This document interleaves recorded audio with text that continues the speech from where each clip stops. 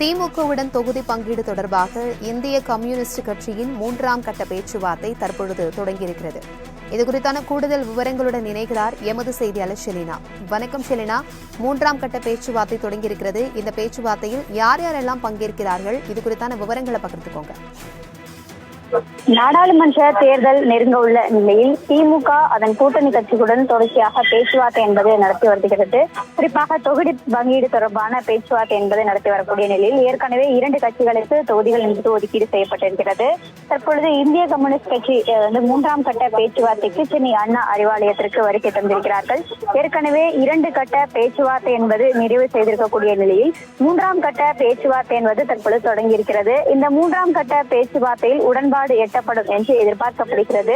குறிப்பாக பார்த்தோம் என்றால் முதல் கட்ட பேச்சுவார்த்தை என்பது 3ஆம் தேதியும் 2ஆம் கட்ட பேச்சுவார்த்தை 26ஆம் தேதியும் நடைபெற்றிருந்தது. 3ஆம் கட்ட பேச்சுவார்த்தை என்பது இன்று நடைபெற்று வருகிறது. ஏற்கனவே கடந்த நாடாளுமன்ற தேர்தலை பொறுத்தவரையிலும் திருப்பூர், நாகப்பட்டினம் ஆகிய 2 தொகுதிகளில் போட்டியிட்டு வெற்றி பெற்றிருந்தது இந்திய கம்யூனிஸ்ட் கட்சி.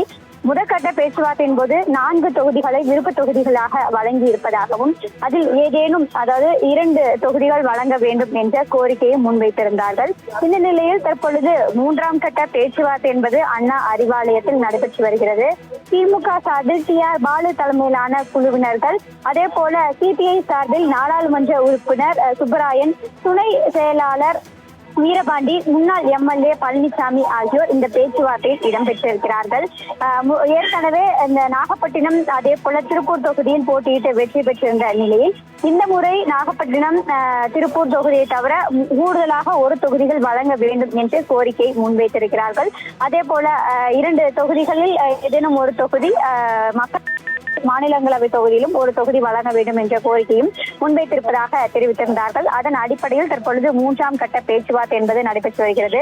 இந்த 3ஆம் கட்ட பேச்சுவார்த்தையில் உடன்பாடு எட்டப்பட்டு இன்று ஒப்பந்தம் என்பது கையெழுத்திடப்படும் என்று எதிர்பார்க்கப்படுகிறது. இன்னும் சற்று நேரத்தில் முதலமைச்சர் மு.க. ஸ்டாலின் சென்னை அண்ணா அறிவாலயம் வர இருக்கிறார். முதலமைச்சர் வந்த பிறகாக இந்த தொகுதி பங்கீடு கையெழுத்தாகும் என்று எதிர்பார்க்கப்படுகிறது. அதற்கு அடுத்த கட்டமாக இன்று 3 கூட்டணி கட்சிகளுக்கு பேச்சுவார்த்தைக்கு அழைப்பு என்பது விடுக்கப்பட்டிருக்கிறது.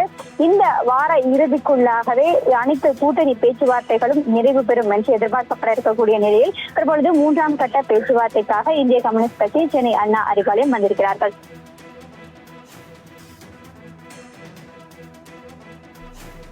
தகவல்களுக்கு நன்றி ஷெலினா.